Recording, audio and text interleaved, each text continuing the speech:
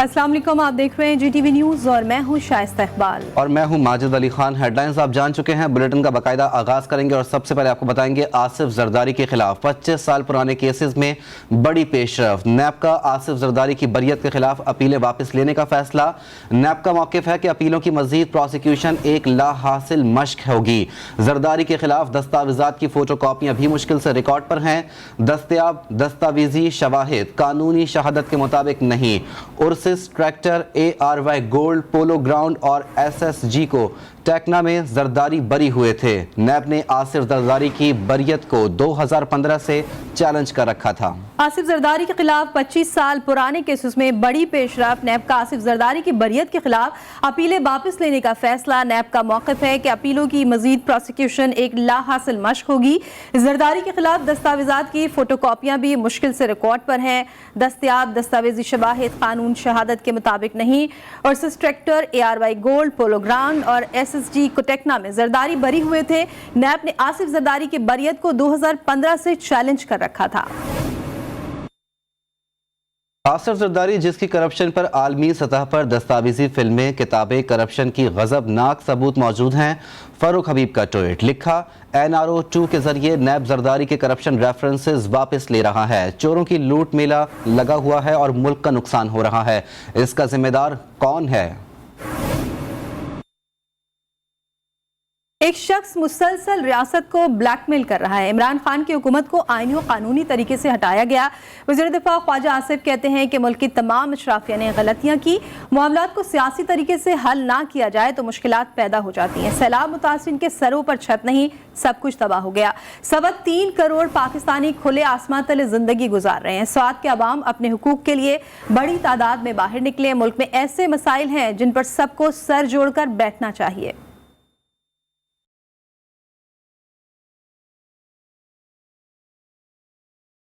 सवात में जो कुछ हुआ और यहाँ तक कहा जा रहा था कि लोग इस वक्त सवात में उनसे इस्लामाबाद ज़्यादा दूर नहीं रहेंगे। वहाँ पे वही सिलसिला जो है हो सकता है उस वेलोसिटी के साथ या उस ग्रेविटी के साथ ना हो रहा हो, लेकिन हो रहा है। सवात के अवाम जो है वो बाज़ारों में निकल आए एहतजाज के लिए, बग़ैर किसी तफरीक के, बग़ैर किसी सियासी इख्तलाफ के वो एक इशू पे इकट्ठे हो। ये अच्छी बात है। जमहूरी माशरों में ऐसा होना चाहिए। हमारा माशरा जो है जमहूरी नहीं है। मुझे इस बात से तस्लीम करने से कोई हिचकिचाहट नहीं है। इस वक्त जो है मैं उस तरफ नहीं जाना चाहता, लेकिन एक इक़्तिदार की जंग इस मुल्क में जो है इस वक्त जारी है। इस हाउस ने एक कानूनी और आईनी तरीके से एक हुकूमत को हटाया और वो शख्स जो है रियासत को ब्लैकमेल कर वो रियासत को जो है हॉस्टेज बनाना चाहता है। ये भी एक एनॉमली जो है ये क्रिएट हुई है। हमारे सिस्टम ने इसको क्रिएट किया है कि इस किस्म के वाक़यात पाकिस्तान में हो रहे हैं। और ये बिटर हार्वेस्ट जो है किसी दिन जो है सारे माहौल को जहर, ऑलरेडी सारा माहौल जो है जहर आलूदा हुआ है। तमाम फरीक जो है इस मुल्क की अशमरान अशराफिया की, उन तमाम ने गलतियां की हैं। सबके जिम्मे कोई ना कोई गुनाह जो है या कोई ना कोई जुर्म जो है उनसे सरजद हुआ है। Let's acknowledge it. मुल्क में अलकायदा का खात्मा हुआ, अब कलअदम TTP सर उठा रही है। पीपल्स पार्टी की सेनेटर शेरी रहमान कहती हैं, मजहब के नाम पर लड़ी जाने वाली जंग सिर्फ इक़्तिदार की जंग है। नहीं चाहते कि मुल्क में दहशतगर्दी बढ़े। बलूचिस्तान के मसाइल पर तल्ख सच को सुनना चाहिए जिससे मुफाहमत शुरू हो। हमें तो नहीं समझ आती कि किस तरह कॉम्प्रोमाइज किया जाता है टेररिस्ट के साथ। जो शहरी पाकिस्तान का है, अगर वो हथियार डालता है तो बेशक उस शहरी से मुज़ाकरात होंगे और हुए भी। सॉरी स्पीकर साहब, it is only a fight for power, it is not a fight for religion. और अब हमें TTP अपना सर उठा रहे हैं यहाँ पे। जहाँ तक बलूचिस्तान की बात है तो फ्रैंकली यहाँ तो ट्रूथ एंड रिकन्सिलिएशन कमीशन की जरूरत है। रिकन्सिलिएशन शुरू हो, उस रिकन्सिलिएशन में अगर कमेटी भी बनती है तो कुछ सच, तल्ख सच हम सबको सुनने पड़ेंगे। वज़ीर दिफा ख्वाजा आसिफ ने कौमी असम्बली में इत्तेहादी सेनेटर शेरी रहमान को गैर संजीदा करार दे दिया। शेरी रहमान के टोकने पर ख्वाजा आसिफ ने कहा, शेरी रहमान साहिबा, आप मुझे बात करने देंगी? अगर आप कोई बात करेंगी तो मैं अपने अंदाज में जवाब देने पर मजबूर होऊंगा। रहमान साहिबा ऑर्डर इन द हाउस देंगी, आप मैं बात कर लूँ। कोशिश ये आपकी इन्हीं बातों की वजह से तो हम इस गढ़ में पड़े हुए हैं। ये जो इन्होंने रिमार्क दिया है यार, ये इनसेंसिटिव रिमार्क है ना। मैं जो बात कर रहा हूं वो बड़ी बड़ी सेंसिटिव है। मैं चलें आप जाने दें, लेकिन मैं अगर आप इंटरप्ट करेंगी, इस तरह बात करेंगी, तो फिर जो मेरी आदत है फिर मैं उसका जवाब भी दूंगा। तो ये चीजें जो हैं, मेरा ख्याल है कि इस हाउस को भी कुछ सीरियसनेस का जो है वो डेमोन्स्ट्रेट करनी चाहिए। और यहाँ आपको बताएं, डॉलर डार के डर से आज़ाद, इंटरबैंक में ऊंची परवास का सिलसिला जारी है। इंटरबैंक और ओपन मार्केट में डॉलर की कदर में इजाफा दिखा जा रहा है। चंद रोज के वक्फे के बाद डॉलर की कदर में एक बार फिर मुसलसल इजाफा हो रहा है। इसी पर मजीद बात करते हैं। हमारे साथ मौजूद है माहिर माशियात जफर पराचा साहब। जफर साहब, बहुत शुक्रिया। ये फरमाइएगा, क्या वजूहात आप देख रहे हैं कि डॉलर की परवाज एक बार फिर ऊँची है? क्या डॉलर स्टेबल रहेगा या मजीद इसकी परवाज जो है वो ऊँची जाती रहेगी? जनाब, देखिए डॉलर जो है ना, इस वक्त तो लग रहा है कि कंट्रोल में नहीं है और अपवर्ड ट्रेंड है। जैसा कि शारदार साहब के आने के बाद डॉलर 214 रुपए तक आ गया था, अब ये वापस आज से 220 रुपए पे। और ओपन मार्केट में जो कंपनीज के पास डॉलर बिल्कुल शॉर्ट है और बेचने के लिए डॉलर नहीं है। एक तो इसकी मेन वजह यह है कि हमारे फॉरेन एक्सचेंज रिजर्व कम हो गए, तकरीबन 300 मिलियन डॉलर के जो हमने पिछले हफ्ते पेमेंट्स की हैं मुख्तलिफ डेप्स के और इंटरेस्ट की शक्ल में। दूसरा, हमारी जो रेमिटेंस है, इनवर्ड रेमिटेंस, होम रेमिटेंस जो है, वो तकरीबन 10 से 12% कम हुई है पिछले माह।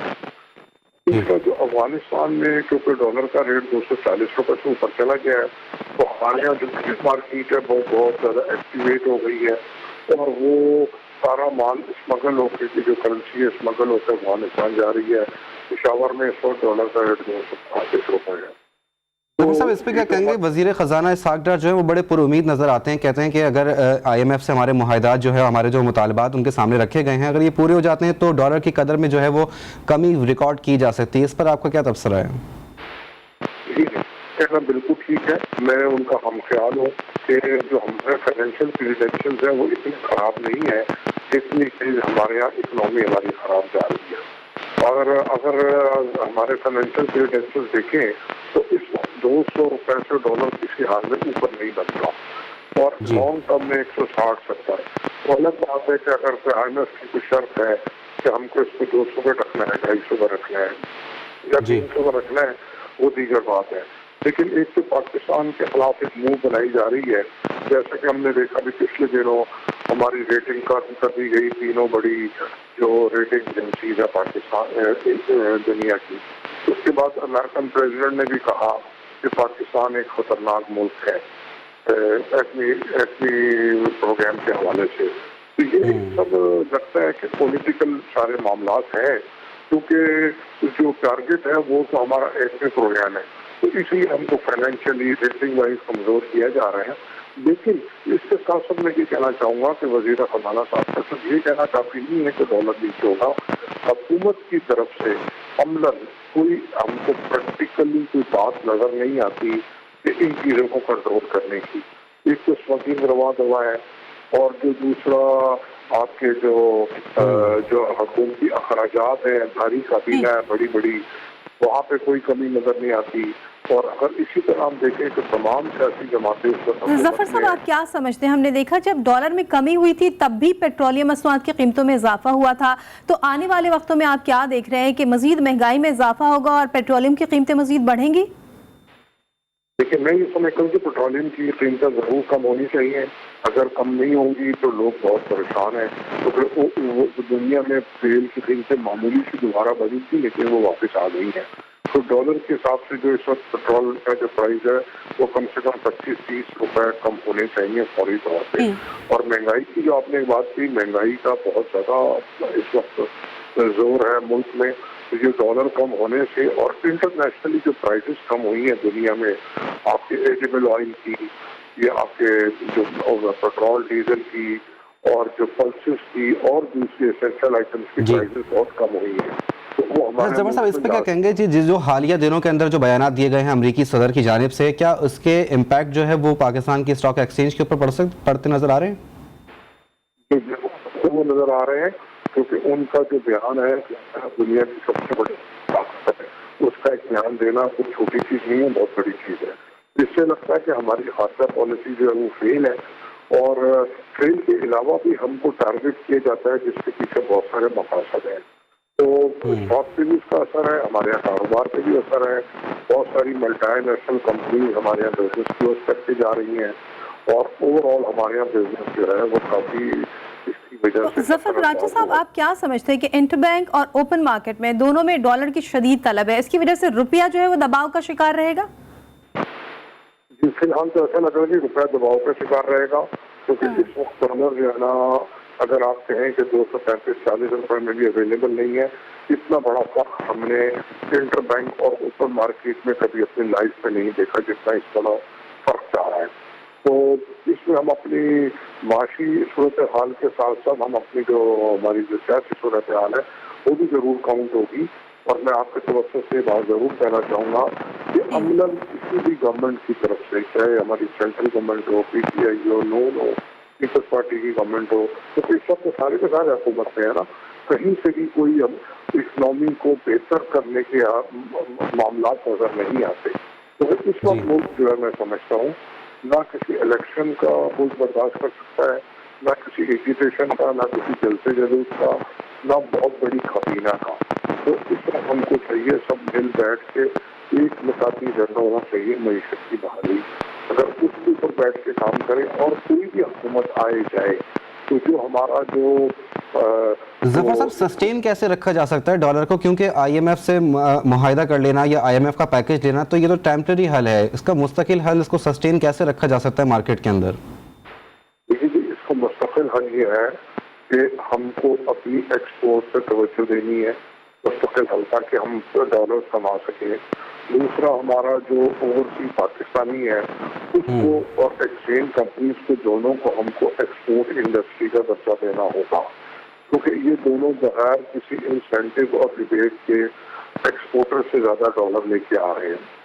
और इसको जरूर देखना होगा क्योंकि एक्सपोर्टर की कारकर्दगी इतनी अच्छी नहीं है। अभी हमने उनको 100 अरब रुपए का एक इंसेंटिव दिया है इलेक्ट्रिक बिलों की शक्ल में, लेकिन अगर हम ओवरऑल एक्सपोर्टर्स को देखें तो वो 25 से 30 बिलियन डॉलर पे खड़े हुए हैं पिछले कोई 30 साल से, जबकि हमारा जो ओवरसीज पाकिस्तानी है वो बेहतरीन कारकर्दगी दिखा रहा है। एक्सचेंज कंपनी भी काफी ज्यादा तकरीबन 10 से 12 बिलियन डॉलर हर साल लेके आ रही है। इसके साथ साथ हमको इम्पोर्ट को कंट्रोल करना होगा। ठीक है, बहुत शुक्रिया जफर पराचा साहब GTV न्यूज़ से बात करने के लिए। मंसूबा एक, इदारे दो, हम भी खाएं तुम भी खाओ। शहरी इदारों ने आवाम के टैक्स को दोनों हाथों से लूटने के लिए अनोखा गठजोड़ कर लिया। जिस प्रोजेक्ट पर KDA काम कर रहा है उसी प्रोजेक्ट पर वाटर बोर्ड के काम करने का भी इंकशाफ हुआ है। मज़ीद तफसीलात जानते हैं हमारे नुमाइंदे असगर अजीम से। जी असगर, बताइएगा क्या कहानी है? एक ही मंसूबे पर KDA और वाटर बोर्ड कैसे काम कर सकता है? क्या कोई जॉइंट वेंचर है या कोई गड़बड़ घोटाला? देखिए, टोटल गड़बड़ घोटाला ही है, क्योंकि ADP में 14 अरब से ज्यादा के ये मंसूबे रखे गए थे कराची के इंफ्रास्ट्रक्चर की बहाली के लिए। इसमें डिस्ट्रिक्ट ईस्ट UC 31 में जो तरक्याती काम शुरू हुआ पानी की लाइनों का और सीवरेज की लाइनों का, तो हैरत अंगेज तौर पर यह पूरा का पूरा फॉर्मेट जो है KDA को दिया गया और KDA ने दिसंबर 2021 में इस पे टेंडर दिया और काम शुरू किया। लेकिन मार्च 2022 में इसी प्रोजेक्ट को, इसी एड्रेस को, इन्हीं गोटों को जो कि UC 31 में वाक़या है, सैफल गोट है, सखी गोट, वजीर गोट, नूर मोहम्मद गोट, रिंद मोहल्ला, फाजिल सोलंकी गोट, लासी गोट, यहाँ फिर वाटर बोर्ड ने भी सेम यही प्रोजेक्ट शुरू कर दिया।